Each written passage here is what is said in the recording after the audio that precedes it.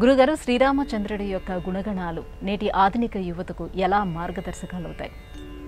అయోధ్యకాండలో రామచంద్రుని యొక్క గుణగణాలను ప్రస్తావిస్తూ కథం చిదుపకారేణ కృతేనేకైవ తుష్యతి అస్మరతి అపకారాణం శతమతి ఆత్మవత్తయ అంటాడు వాల్మీకి.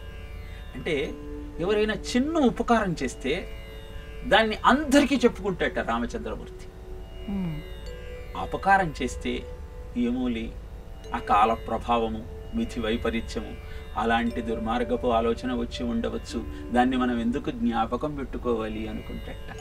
బుద్ధిమాన్ మధుర భాషి, పూర్వభాషి రామచంద్రమూర్తి ఎప్పుడు తక్కువ మాట్లాడతట, ముందు మాట్లాడతట. ఇది మనం అలవాటు చేసుకోగలిగితే అందరూ మనకు మిత్రులే. సామాన్యంగా ప్రతి వారికి చాలా ఇష్టమైనది ఏమిటి అంటే తన గురించి తాను చెప్పుకోవటం. అస్సలు ఇష్టం లేనిది ఏమిటి అంటే ఎదుటివాడి గురించి మాట్లాడితే వినటం. రామచంద్రమూర్తి ఎవరైనా తన ముందరికి వస్తే మొట్టమొదట తానే పలకరించేవాట. ఎలా ఉన్నారు, బాగున్నారా అని. పలకరించిన తరువాత వాళ్ళు చెప్పేదంతా వినేవాట. ఎవరైనా ఎవరి గురించి చెప్తారు? తన గురించే చెప్పుకుంటూ ఉంటారు. అలా చెబుతూ ఉన్న సందర్భంలో వాళ్ళు చెప్పేదంతా ఓపిగ్గా వినటం ప్రారంభిస్తే నువ్వు వారికి చాలా ఆప్తమిత్రుడిగా మారిపోతావు.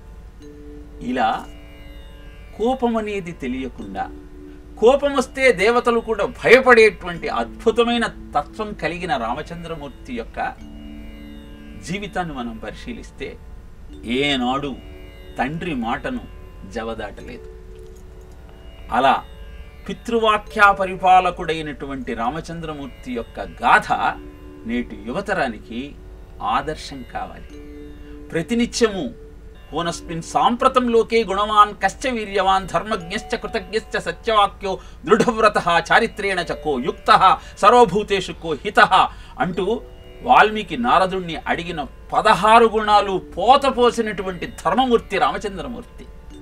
అలాంటి అద్భుతమైన మర్యాదా పురుషోత్తముడి గాథలను, గుణాలను తలుచుకోవడం వల్ల మన జీవితం ధన్యమవుతుంది.